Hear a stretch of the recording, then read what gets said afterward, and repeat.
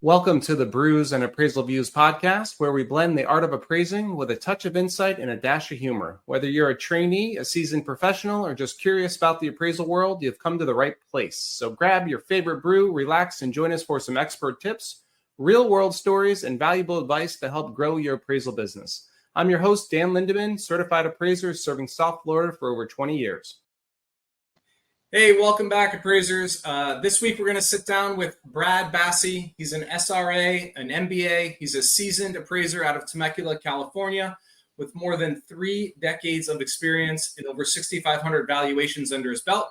Brad's seen it all from wildfire litigation, estate appraisals, to horse ranches, luxury homes, and everything in between. As a certified residential appraiser and trusted expert witness, he's built a reputation on tackling tough valuation cases with the kind of precision and insight only experience can bring. So welcome, Brad. Thanks for joining us.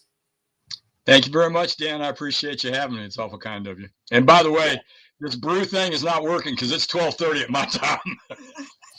Well, normally it started with brew because I do like to drink. I like to drink coffee as well. But when I record these as well, it's 3:30.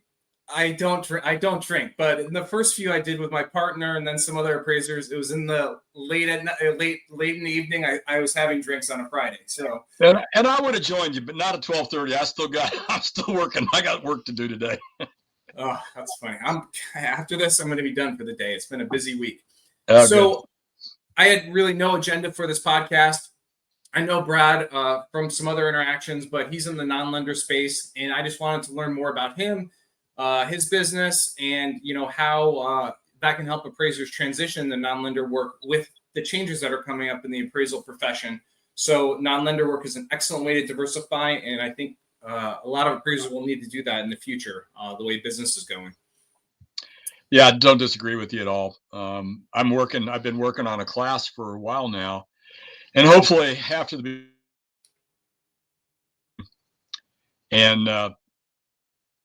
but it's all about non-lending, and it's really going to be getting into the weeds of a lot of the things that I've done and a lot of the things that I will throw information out to people to get themselves in the right direction on how to do it, because it's making the jump.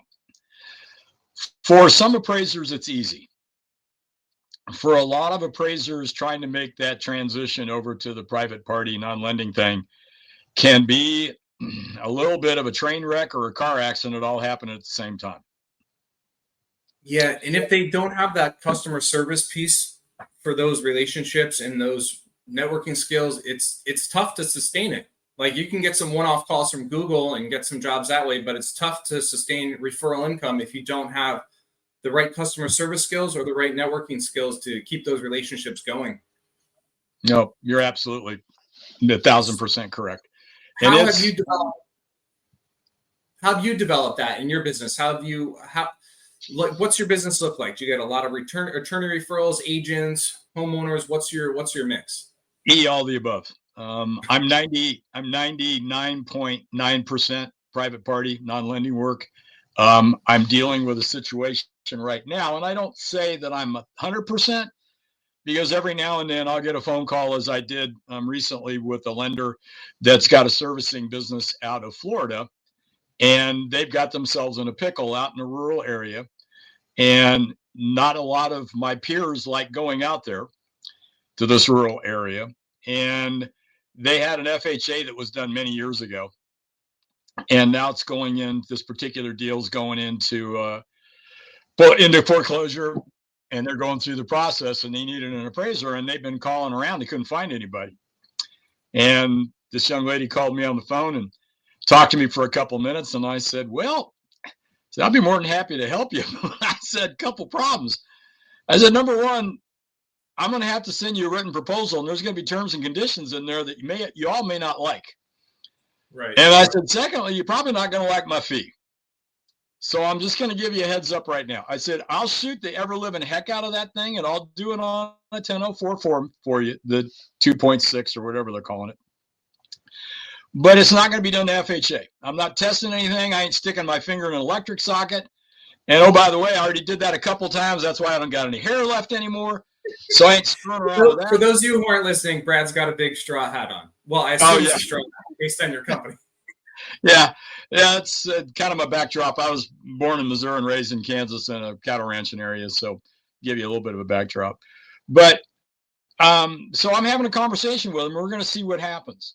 I don't know if they're going to use me or not. They have an option now if their management decides to go that route. So I never say never to any of that type of work. Am I doing AMC work? I haven't done any AMC work in probably, I don't know, 8, 9, 10 years maybe. And why is that? The fees, the pressure, what do you got? What's the reason for that? Well, it kind of started to kind of give everybody the backdrop back because I started in 1992 for those of you that have difficulty doing math. And when I got started, I had a really good mentor. I was commuting back and forth to LA. He had an exclusive agreement with a small regional bank there in that area. We were handling both the wholesale and retail. And I just got lucky. I got just an excellent mentor. And the first property he dropped me off at, actually took me to, was a 20,000 square foot mansion built in 1939 in Beverly Hills in the Flats. And I'm getting out of his Mercedes Benz because he wouldn't let me drive my truck. Apparently it didn't work in that neighborhood. And so we got out of his Mercedes and I asked him, I said, what do you want me to do? I'm going to measure this thing? He goes, that's not going to be your problem. The house is a box. The problem's going to be on the inside. And you're going to have to get familiar with what's going on. And I literally spent 2.5 days at that house with the interior designer annotating everything that was going on. And that's how I learned.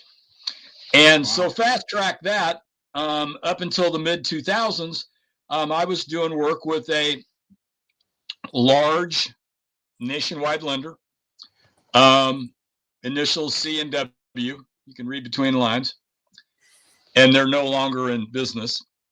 And they came out. I did all of their high-end custom homework in my neck of the woods, kind of a small area. To just let everybody know, I'm in a town called Temecula, California, which is north of San Diego, about an hour and 20 minutes, and south from LA, anywhere from 2.5 hours to 3 days, depending upon traffic. And so I'm kind of in a little neighborhood nestled between the coastline and coastal mountains, and then a big mountain range, and then Palm Springs, Palm Desert. So I did a lot of their custom homework and their residential land and the proposed construction for this lender. And all of a sudden, I get this. Oh, by the way, in case you're seeing the spinning wheel for anybody that's watching it, I'm on a DSL line. I don't have highfalutin cable stuff. So sometimes things get a little weird. So I apologize. But I got this fax came through, and it was the request to do this high-end custom home. And I didn't think anything of it. There happened to be an additional piece of paper. And this additional piece of paper happened to be part of the loan doc, and it showed that they were doing 125% financing. Wow. And I'm kind of staring at it going, I must not be reading this right. Something's crazy. So I called my contact at this lender and said, hey, I got an extra document, and I'm going to read it to you. If you want, I'll shred it for you, or I'll drive it down to your office and drop it off. And this was back in the day when you actually had a conversation with somebody. You could actually go see them. And so the person goes, no, isn't this And I said, look, what is this document? This looks like a loan thing. It was kind of weird. I really wasn't understanding it. And she goes, it's our new program. It's 125% financing. Isn't it great? And I went, well, I'm really happy for your client, but you ain't going to have my fingerprints on the barrel of the murder weapon. And they go, what? And I said, this is a recipe for a disaster. I said, I haven't thought about it, but I know this much. I'm not doing this job for you. And since I'm not going to know what jobs are going to be done, y'all need to take me off of your lender list. And they were my second largest client. Wow. And of course, the manager was befuddled and called and was jumping up and down going, what are you doing? And I'm like, well, I'm just not doing your work because I don't know what you guys have got going and I can't trust it. And I ain't doing 125% financing. Yeah. That's and that's upside down day one. That's more than upside down day one. They're banking on everything going up. And this was 2004 when things were getting stupid, and you could literally put a hand-painted sign in the front yard and you could sell it, and with multiple offers. So everybody was drunk and delirious. Yeah. And I did not remember this, but I called my dad after this whole thing happened, and I called him on the phone. I said, "Hey, Dad, I just thought I'd let you know I just kicked my second largest client to the curb." He goes, "Well, what'd you do that for?" And I told him, and he goes, 125% finance. And my dad was an accountant, income tax accountant, and did estates and that kind of stuff. And I told him what was going on. He goes, "Well, that sounds kind of crazy." And I said, "Dad, this is a recipe for a disaster." Little did I know 2008 was coming and Countrywide was coming. Oops, I'm sorry. I said their name.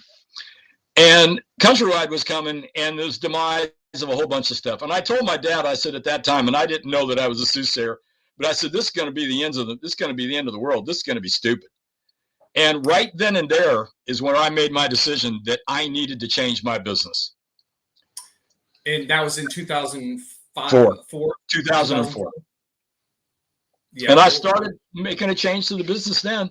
And I started getting out, and in full disclosure, I had a little bit of advance on some people because my former lifetime, I was senior vice president of marketing and sales for a defense contracting company. And so I traveled internationally. So I had some sales backdrop. So that gave me a little bit of a leg up. But I just knew that I had to get out and start networking. I had to get out and start meeting real estate agents. I'd already learned to make confirming calls from my mentor because he was beating on me from day one. And I just started taking it one step further and talking to them about their business, and then talking about, some other things with them after I confirmed my data, and then said, "Hey, look, could I send you my contact information?" I'd ask for permission and either email it to them or, text it over, and told them that, "Hey, if you ever got a question you want to bounce off an appraiser's forehead, I'm not going to value something over the phone with you. But if you would just want to find out how an appraiser might look at something, then pick up the phone and call me." And I've been doing that for 21 years. Yeah, and I will say that's the easiest thing for somebody, an appraiser, to do is just offer that service to the agent or an attorney and just say, "Hey, just give me a shout. Any questions? Doesn't cost you anything. Just, flesh out an idea with me. No problem going over with you." You have to be a resource for people, and it'll come back to you. Because you do need a large database as an appraiser, because the need doesn't arise as often. So the larger your database, the more people you can help, the more your phone will be ringing from referrals. Oh, absolutely. Absolutely. And then the other big change that I made was in, I got to get the timeline on this one. I think it was early part of 2015. I had met a gentleman by the name of Roy Meyer that a lot of people know. And I joined his mastermind program that he had. And in there, he was beating on people to get a website. And when I found out what the website cost was, I'm like going, "Oh, man, I got a face for radio. I don't need a website." And so he kind of stumbled and stammered and gave me a hard time. And finally, he brought up a really interesting point. He said, "Brad," he said, "there's going to come a point in time where people are going to be looking on the World Wide Web a lot more than they are right now. And when they do, how are they going to find you?" And I went, "Well, good point, if it gets to that point." And he goes, "Well, it's getting there." And I said, "Yeah, I can see it a little bit." And he goes, "But how are they going to find you if you don't have a good website?" And I said, "Well, this is a heck of a lot of damn money." And he goes, "Yeah, it's a heck of a lot of damn money because you're going to get it done right, number one. And number two, you're going to be adding stuff to it, and you're going to become the authority, and people are going to find you, and it's not going to go quickly. But let's just say you spend $3,000 on a website. I already know what your fees are, Brad. I already know you're charging people a lot of money that's higher than a lot of other people are charging." And he goes, "What is it going to take? 5 or 6 jobs before that pays off in your ROI?" And he said, "You might get that done in the first 4 months. You might get it done in the first month, but your payback's going to be pretty quick." So I listened to them. I forked out the money, got my website done, and it's been updated and modified probably 4 times now, I guess. So I got one heck of an investment in my website. And I do not have 500 Google reviews. I've only got like 30 or 31 Google reviews. 30. You have 30. They're all 5 stars. 30. I have your page pulled up now. Okay. Well, thanks. And so I've got 30 on there, but there's some really good reviews that were done by people that were very genuine about what they were doing and the fact that they did get really good customer service. And I think and it's not about telling them what they want to hear, by the way. It's about the way you describe to them what you're going to do, the service you're offering, and then don't go dark. And if there is something that's going on that is a hiccup, pick up the phone and call and talk to them. And I've got quite a few, I shouldn't say quite a few. I've got family law attorneys locally whose paralegals like using me. And it's not because I'm the greatest thing since sliced bread and warm butter or the smartest appraiser that's ever been invented. It's because I keep them in the loop. Yeah. They know what's going on. They know when I've got the proposal signed by both parties or one party, depending upon who's engaging. They know when I've got the appointment scheduled. They know when I've come back and they get an update, 1 or 2 updates from it. And does that take time? Yeah, it does. But guess what? I ain't getting paid $350 or $275 with an AMC. Yeah. And it's me reaching out to them. Yeah. So yeah, that's a very, very good point. I did notice that when I searched your name, you came up under Seek Expert Witness. That's the second page that comes up. So do you pay for that website to be a part of that? I do. Yeah, I do. How has that gone? Have you gotten a lot of work from that website? Well, because of where I'm at, and because I'm not a certified general, where I could do other types of properties, I don't get a lot of business from it. But what I get is people that call me that are having difficulties finding an expert witness. And because of my network, i.e., and what do we call your company again, Dan? What's it called? Wait a minute. I can't think of it. Appraisals. Referral appraisals. That's interesting. Yeah. I'm having a little tongue in cheek here, folks. But because I've got a good network of people, because I've been doing this a long time, I've gone to a lot of conferences. I've met some really good appraisers throughout the industry in different parts of the country. I have the ability to pick up the phone and make a phone call, my dime, and find out if they can do it. If they can't, who do they know in that area that would be good for me to refer my client to? Right. And when I call my client back, I tell them, look, I talked to 2 different appraisers. Neither one of them were able to assist, but they gave me a couple of other referrals.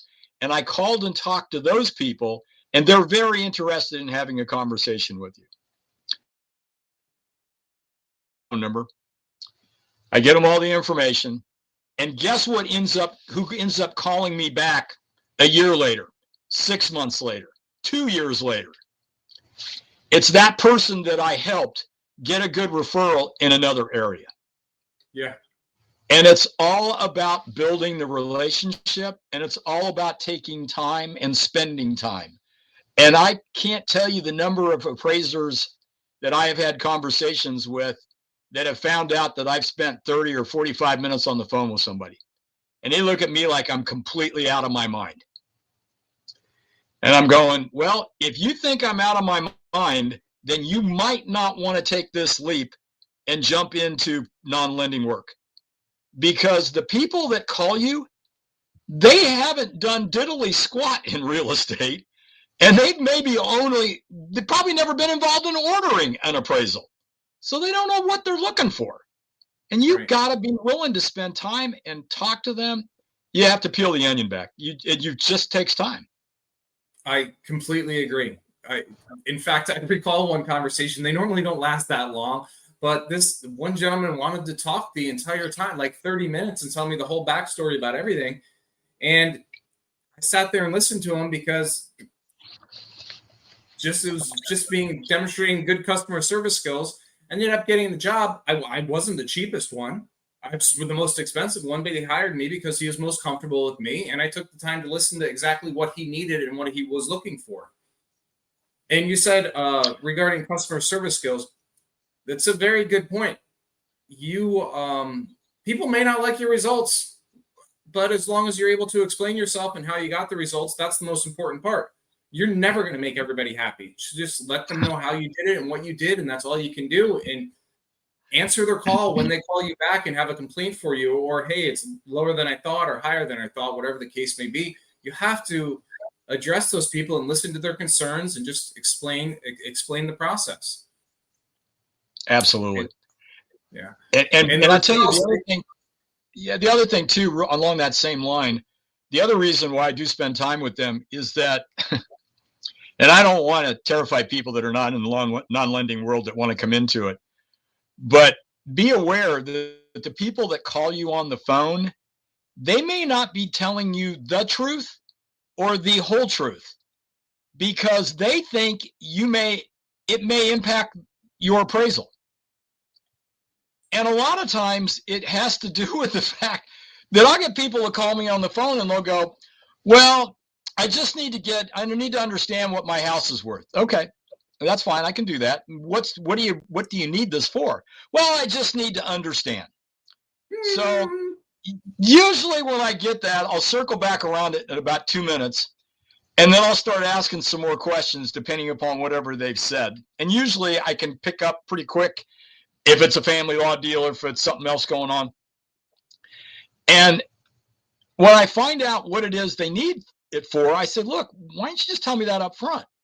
Well, because I thought you were going to appraise it differently. And I said, just because of the intended use is family law, it doesn't mean a doggone thing. It just means that I know what the intended use is going to be because I have to describe that.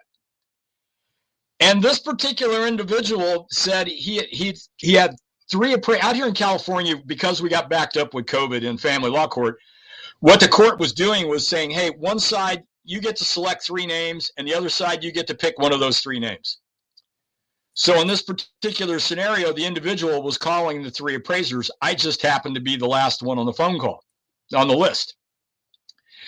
And he told me, he said, after he got done talking, I talked to him for a little bit more, and he goes, do you know you're the only person that spent the time with me on the phone, number one.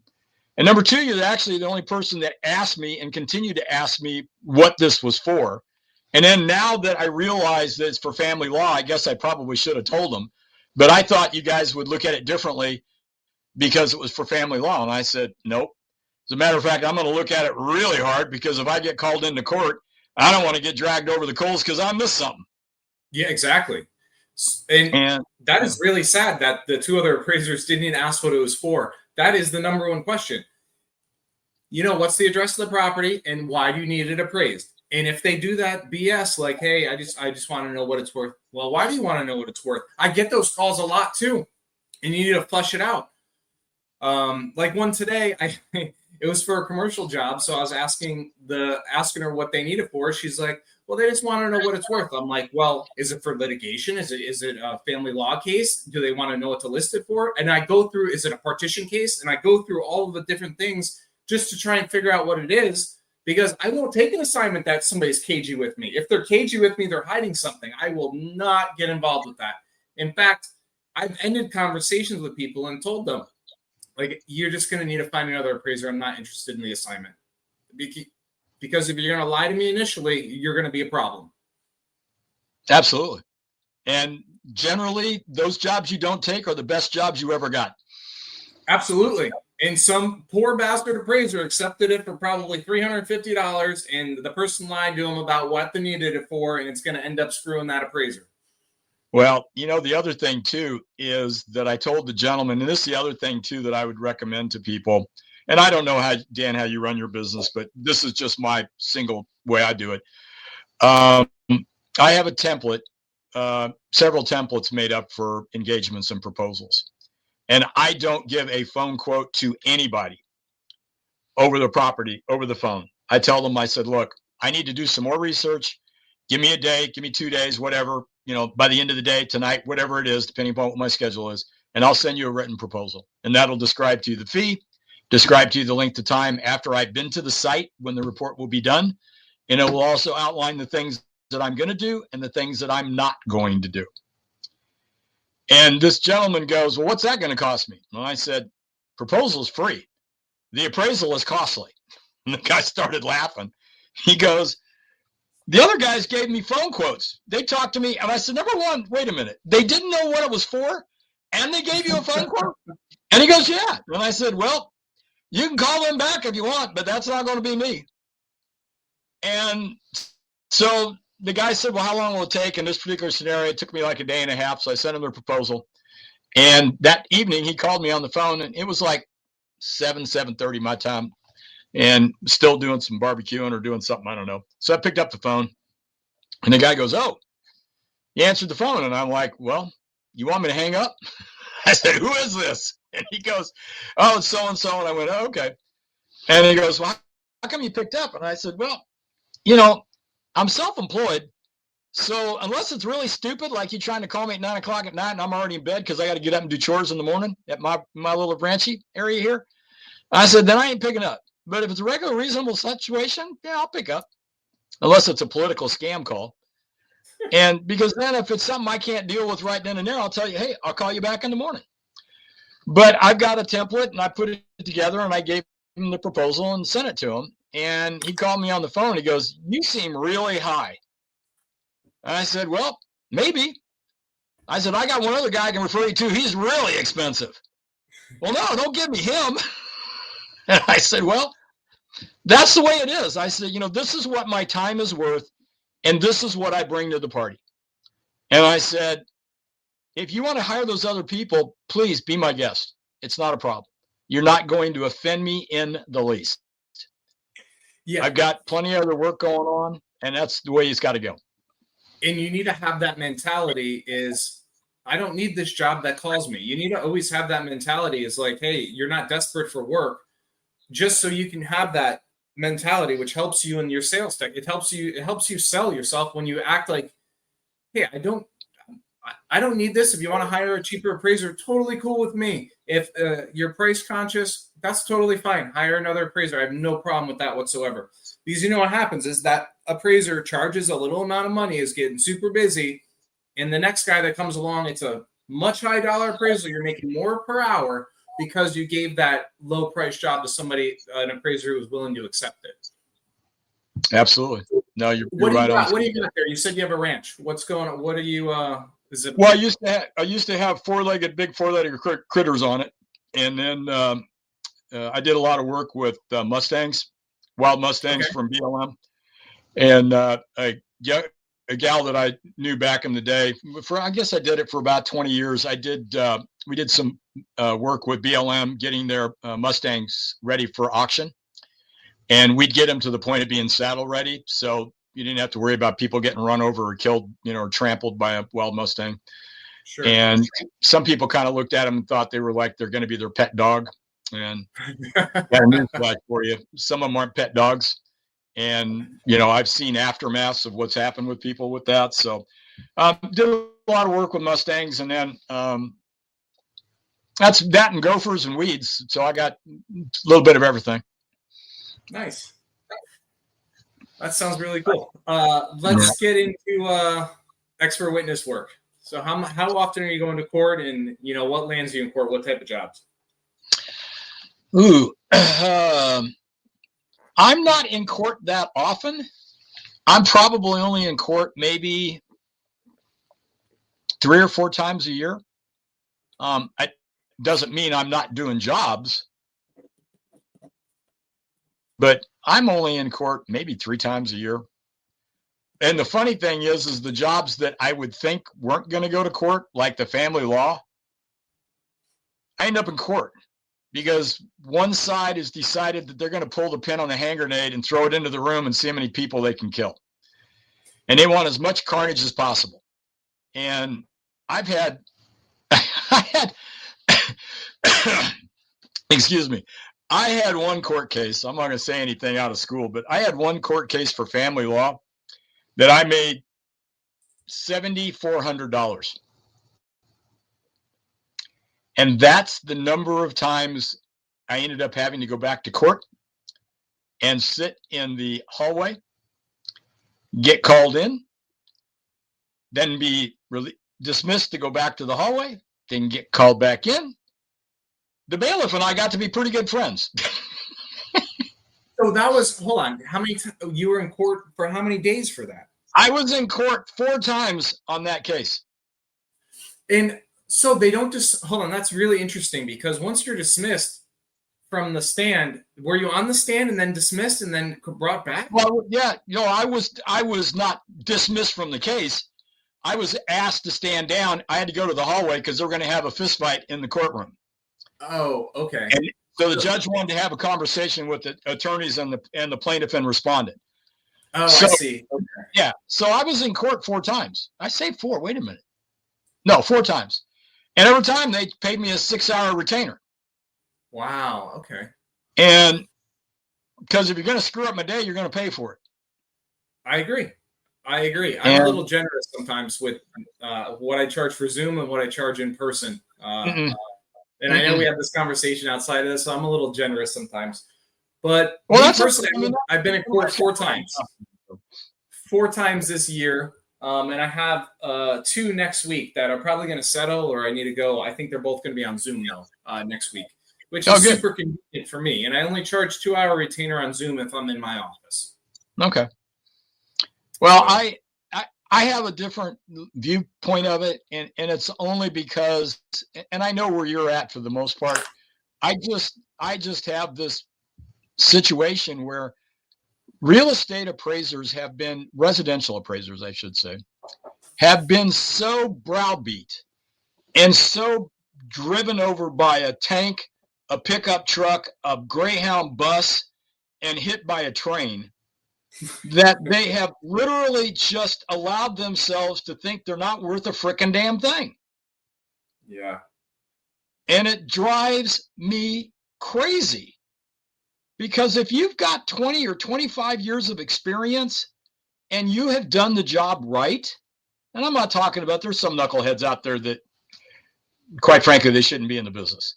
But, if you've done your job right and you've treated people correctly and you've done your research and you've confirmed sales, they're just not charging what they should be charging.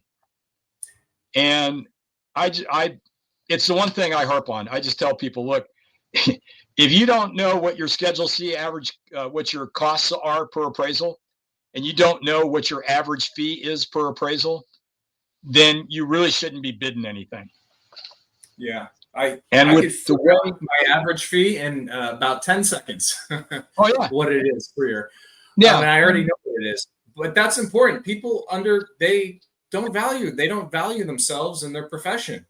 And it's crazy that I think it's a scarcity mentality. They think that they need to bid that low because they won't get the job, and that's not the case.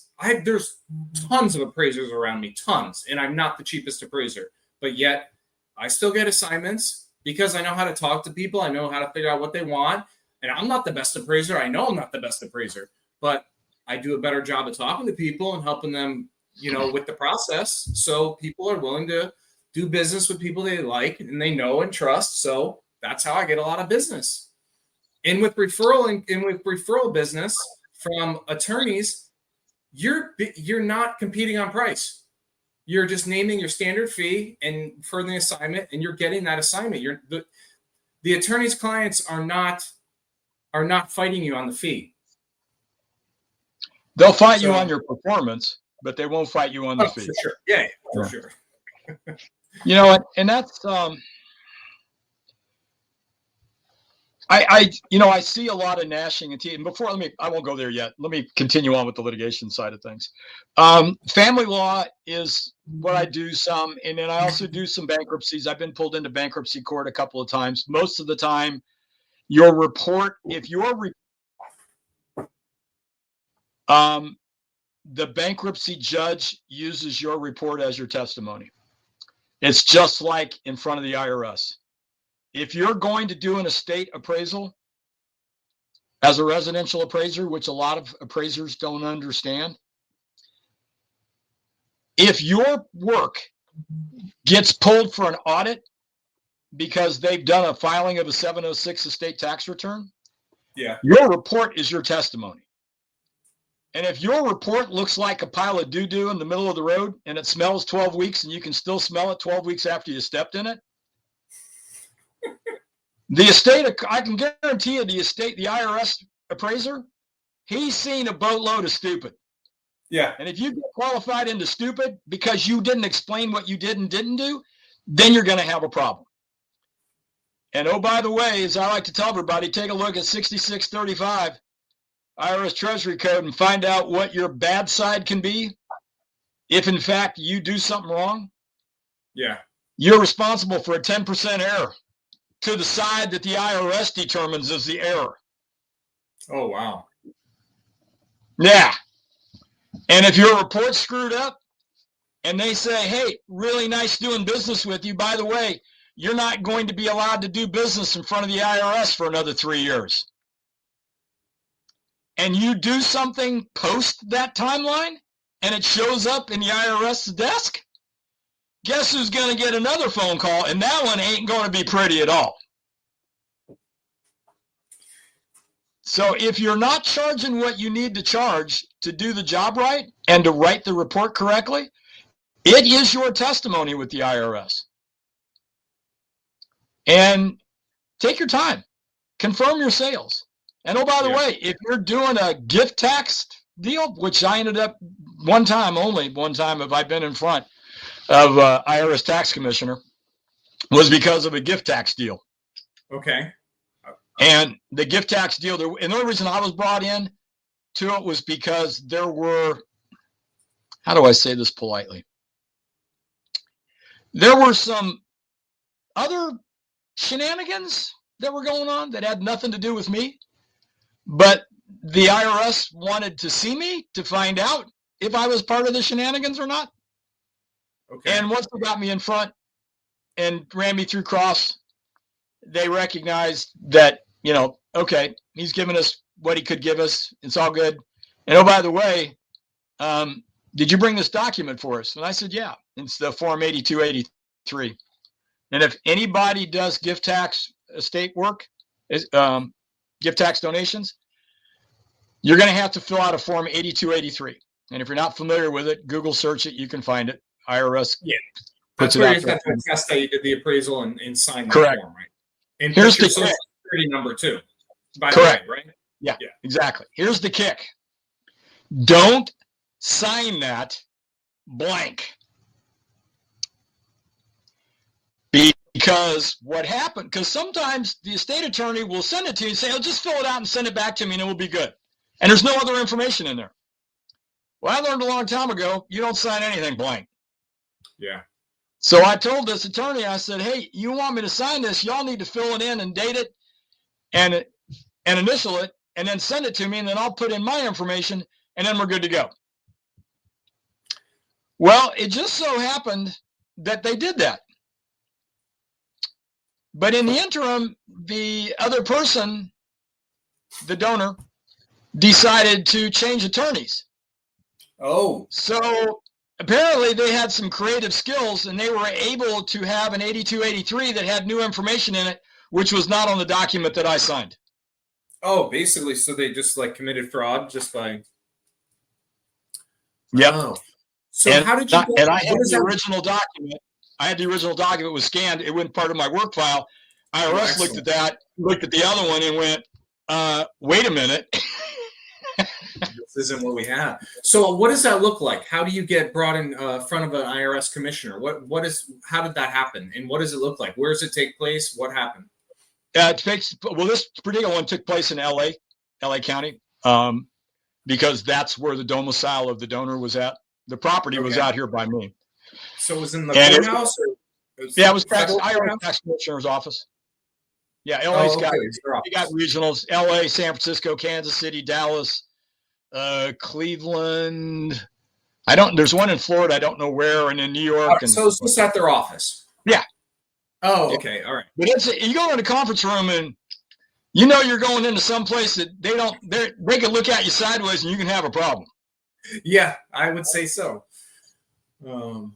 Yeah. So thank God, knock on wood, that hasn't happened to me yet. Well, it's okay. It's not a big deal. I mean, once they realized what was going on, and I got a couple of contacts out of it. Yeah. Because they looked at the work and they said, "Hey, we like the way you presented it, and we also like the fact that your work file was pretty complete." I said pretty because it didn't have everything in there that they were looking for, but it didn't. That part of what they were looking for wasn't part of my deal anyway. But so I think I've gotten 1 or 2 jobs because my name got referred by them. Oh, that's great. Yeah. So, that stuff's out there. But you just have to you can't, just because you're doing it for family law, you're doing it for estate, you can't do it wham bang, thank you, have a good day, and not do your due diligence. If you land up in court, maybe my court experience has been relatively easy. At hearings or trials, the questions are really, really basic. What has your experience been? Like, any appraiser could answer these questions practically. It wasn't very difficult. The attorneys in family law, which is the most of the time I'm there, don't know about appraisals or anything like that. There's no gotcha questions that they come up with. It's all stuff that you can come up that any appraiser can really respond to. So what's yours been like? Some of them have been easy. And oh, by the way, if you're going to do family law, Google search both of the attorneys. So A, where their office is, and B, their background. Because when you Google search them and one of the say opposing counsel happens to be family law, but they have an undergraduate degree or a graduate degree in real estate. Excellent point. Then guess what you may need to be prepared for? Not that they're going to have all the right questions to ask, but I guarantee you, if you're going to look for that one oopso, that's going to be them. And if they've been in family law practice for 35 or 40 years, they've seen enough appraisals. They know what's a pile of crap, and they know what isn't. And they'll find a way to ask a question. Now, that being said, I've also had both arms and both legs ripped off and beat over the head with them. I had a bloodletting, and this would have been 2015, I guess. I guess I should have that date memorized. I had a bloodletting in 2015, I guess it was. And it was it was a screwed up mess. It was one of those ones early on in my litigation career that had I put my spider sense up and my radar and my Batman signal up, I would have known better. This client turned out to be a pain in the neck. And so was their case. But opposing counsel was sharp. And he tried to get me screwed up. And he beat me for 45 minutes. And I mean, there was so much blood that I could have gone to Jiffy Lube and still not gotten enough oil put back in the system. And I'm standing in the hallway with retaining counsel, and I apologized to him. And the retaining counsel looked at me, he goes, "Brad, what do you said you did okay, man. You don't worry about it. You're fine. You did good." And I'm like, "It was bloodletting up there." And he's kind of chuckling with me. And no, it's all right. Opposing counsel comes out of the courtroom, walks by me, stops and says, "Hey, Mr. Bassi, do you have a business card?" And I looked at him and I went, "What? So you can put it on the bulletin board at your office and say, 'Hey, that's what we got a winner, gang. Come on, we can beat him to death.'" He started laughing. He took my card. 3 weeks later, he called me on the phone for another job. Nice. Because I stuck with and when I say story, I don't mean it in a bad way. I stuck with the theme of what I did, and why I did it. And I didn't deviate. And this guy tried taking me 12 ways to Sunday. And he was one sharp SOB. He knew his stuff. And he kept beating me. Same question, different words. And it was going on and on and on. And I thought you could see the sweat coming down my forehead. And I didn't have my Stetson on with my dry band inside of it. That's great. But it was brutal. But I survived, and I figured if I could survive that one, I guess I could survive anything. I don't know. My worst experience was in a deposition, and I brought my work file in there, and that opposing counsel just went through every single freaking thing in there, every single email. It was horrendous. And it was like an hour or two. It was the worst experience of my professional appraisal career ever. And I do not want to relive that deposition. Meanwhile, every deposition after that's been totally fine, but that happened to be my first deposition, and it was just fucking terrible. Yeah. Well, I'll tell you, the very first case that I was involved with, usually you have trial prep with retaining counsel. I can see you nodding your head. I called retaining counsel 3 times. The court date, I don't remember the actual date, but let's just say it's Thursday. I've called the retaining counsel for 3 weeks before the court case. I can't get him to call me back. Because I keep leaving the message, hey, when are we going to do trial prep? Because I've learned and talked and listened to other people and said, you need to get to trial prep. And I'm like, this is my first time out of the chute. Come on here, help me. And I shouldn't say trial prep for deposition.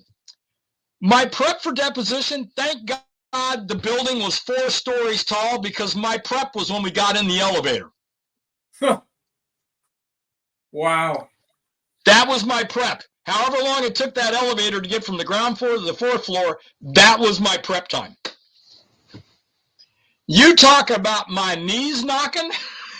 Jeez, I'm surprised the court reporter didn't have to put on sonic ears. I'm like, holy moly. So it's amazing. A lot of these attorneys, they wait until the last minute for everything. Like, hey, do you want to have a meeting to go over, what questions you're going to ask me, whatnot. Some of these attorneys are like last minute, like trial maybe on Monday. They're calling like Friday afternoon, like, oh yeah, this is what I'm just going to ask you. It's like a little more prep time would be good. Yeah. By the way, they called at 5:45 on a Friday. Yeah. And how with the litigation, do you often get copies of opposing counsel's reports for appraisal reports? If they're allowed, I'll request it, but that doesn't mean I'm going to get it. Sometimes if discovery's already been done and the report wasn't done before discovery, then I won't get a copy, unless there is something there. Trying to think. I've had a couple of them where the reports came in like the day before trial, and we didn't have access to them. And retaining counsel. And by the way, folks, notice that I keep saying retaining counsel. The person that hires you, if you're going to get anything out of this conversation between Dan and me today, understand that the person that hires you ain't your attorney. No. Let me repeat myself in case I stuttered. Retaining counsel does not represent you. They will throw you under the bus and back a truck over you and leave the truck running if it's to the benefit of their client. They are retaining counsel. They do not represent you. So please, if you're going to step off the curb and get into this world, remember that. And also, you brought up seek. I know a lot of appraisers have this fear of doing litigation, or they don't even want to go to family law court. And I'm like, okay, more for me if you don't want to go, but okay. But I scratch my head with it, because if you go and spend a couple of classes, and oh, by the way, these classes are not cheap. But if you're going to be an AMC lender and you want an appraiser and you want to break out of that business, you got to spend a little bit of money in order to make a little bit of money. And if you want to become a better appraiser and you want to stick your toe in the water with litigation work, I highly, highly recommend you take a class that's taught by an attorney. And I'm heading down a path here. And I do not get kickbacks or referral fees, and I'm not on retainer. But I would recommend taking a look at Seek. And Dan, you're in Florida. They have an annual conference in May up in Clearwater. Nice. And I would highly recommend, they do current classes on Zoom. They do them on the West Coast. They do them on the East Coast. And I would highly recommend, if you want to step off the curb and get a feel for this, that you go take the class, at least one class, how to start and run an expert witness business. So on the, there's been 2 documents that are circulating for the appraisal community. Well, for appraisers, expert witness survival guide for appraisers, challenging, opposing experts and cross-examining expert witnesses. I have some of those links posted on the Refer Appraisals, where it's a PDF where you can learn if you're not taking class, but go through it and learn. I created a little checklist that from each one of those that I also posted there, but it's not my content. It's stuff that I found value with, and it helped me, so it can help other appraisers. Absolutely. Fantastic. That's what I found. Excellent. Regarding your case history, appraisers, you need to keep a history of the cases that you're working on, because sometimes you're going to get that request like, hey, how many cases have you been on in the past like 5 years or something? You need to list your cases and have them listed. So keep a record of your cases. And also you need to keep a record when you go to trial, like what your testimony was about. There needs to be a summary, because I don't get a printout of the court reporter. I don't get that here. You don't get a copy of the transcript if you testify? I do not. No. What? I do not. Have you requested a copy? I've requested a couple of times on a couple of different cases, but no, there's no transcript or anything. I've never got a transcript from any one of them. Have you gotten a transcript on anything outside of your family law work? Insurance case, I may have. In a deposition, I got transcript from the depositions, but not for family law cases for some reason. Okay. Well, that's not the end of the world. Yeah, on family law, it's not the end of the world, I guess. But on any other case, you definitely need a copy of your transcript, because I guarantee you that's going to come up and bite you, and you need to understand what was in that prior trial and what was in that prior deposition, because the opposing parties' attorneys, they're going to go look for it. Right. And that leads to one other quick thing that I'll make, because I know we're getting towards the end of our time here. But one other thing I will mention is, if you are going to have conversations with attorneys or their paralegals, when they call you on the phone, they're going to say they're an attorney, or I'm the paralegal representing XYZ Acme Family Law Appraisal Service.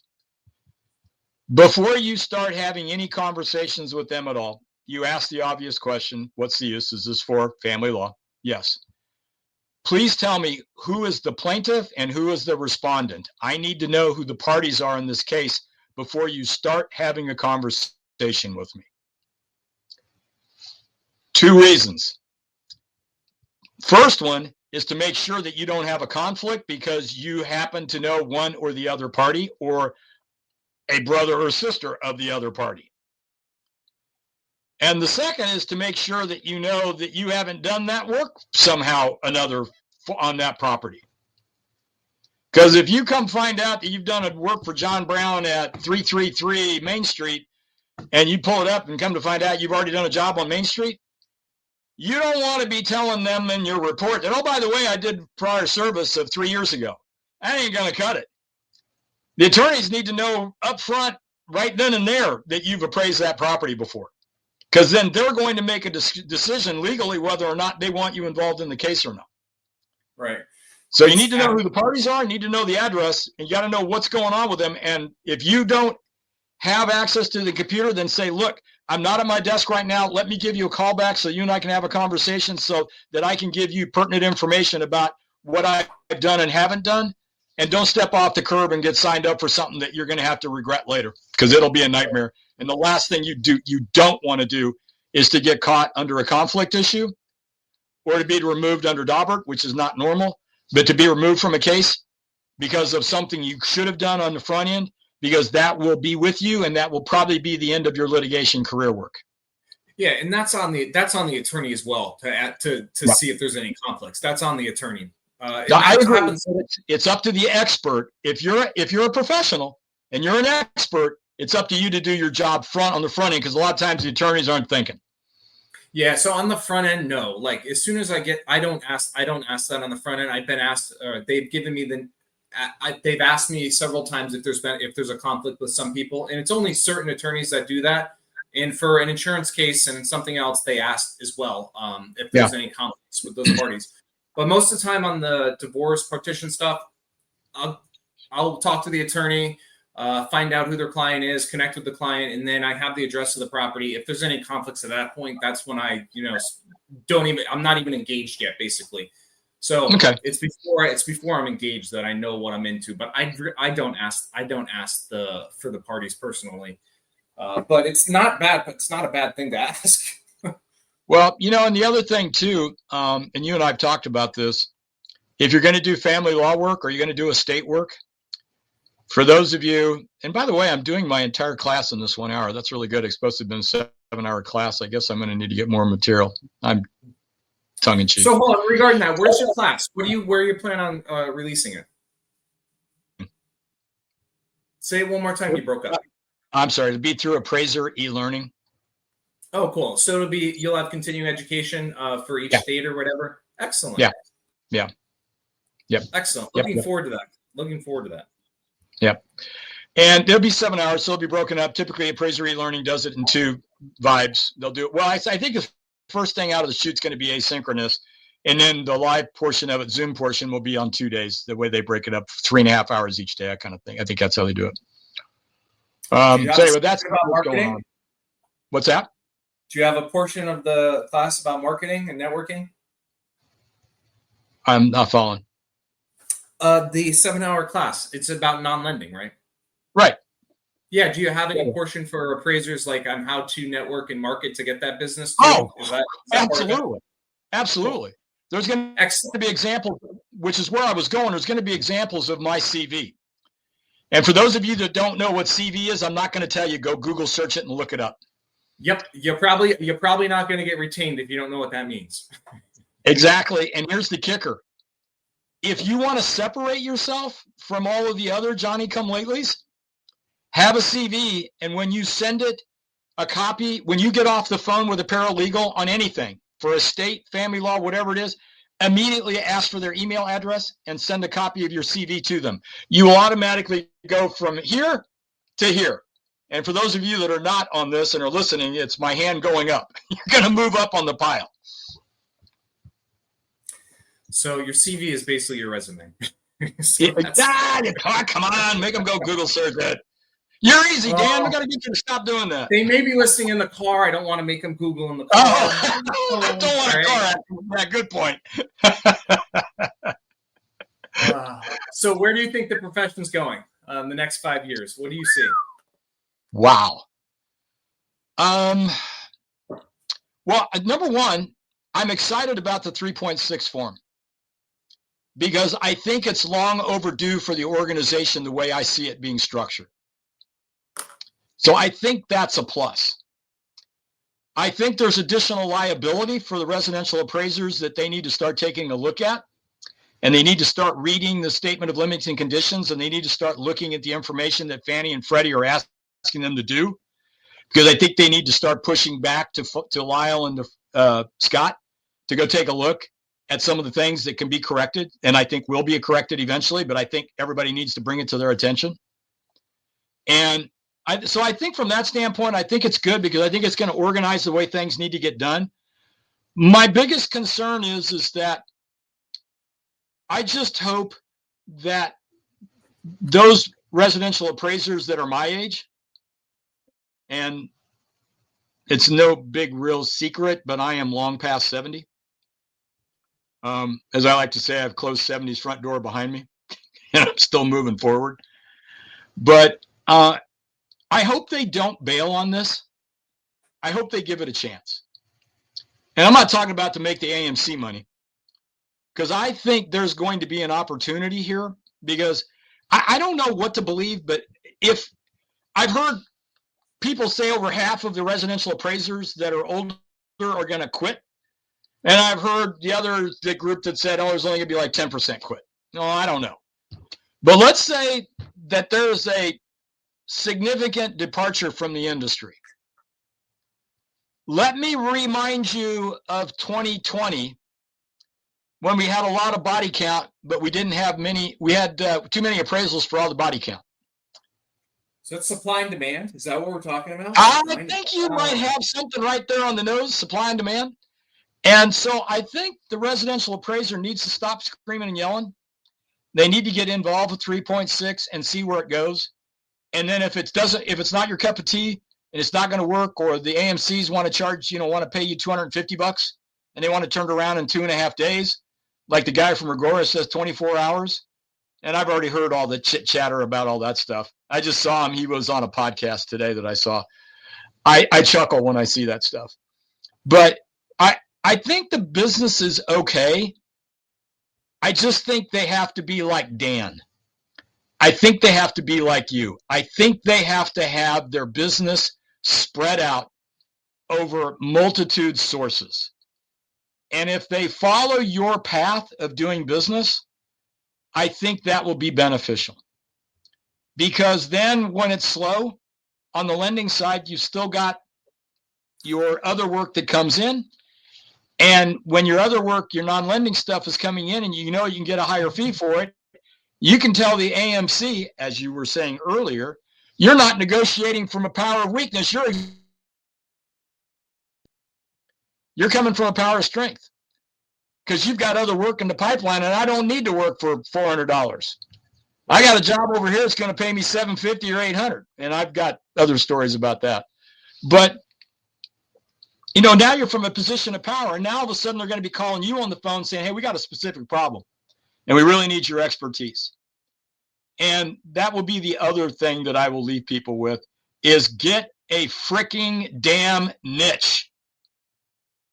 That's all you need. For it. That's exactly right. Whatever your niche is. Like, I'm really pumping this divorce thing, and it's almost like half my business, and that's totally fine with me. That's totally fine with me. This is my niche. I like it. I get along with the attorneys. I know everything, the backstory about the family law stuff in my area. So this niche wasn't here 12 years ago for Dan. It's developed over the years because that's just the way the business grew, and I'm supporting it, growing in that niche. So create a niche for yourself. If it's estate work, if it's doing partition cases, whatever the case may be. Absolutely. And I tell people to, I know a lot of appraisers don't like doing manufactured housing. I know a lot of appraisers don't want to do a horse ranch. I know a lot of appraisers don't do land. And I recognize in your neck of the woods, you got to go drive 2 hours to find dirt. Out where I'm at, it's just over the hill. So there's still dirt. But get a niche. And get known for that niche. And, there's some new classes coming out on manufactured housing. Take them. Get to know them. Know it backwards, forward, and upside down. And get to know chattel. Because guess what? There is a market for personal property manufactured home appraisals. And it's out there. And you can do it. You just have to get known for it. And there's a dearth of those. There's not many because there are a bunch of old-time appraisers that have all hit the road. Yeah. But find a niche. And it doesn't mean you don't do, all the other stuff. And by the way, I'll tell you right now, somebody calls me on the phone, I don't do units. You don't do what? I don't do units. Multis? Two to four. Oh, okay.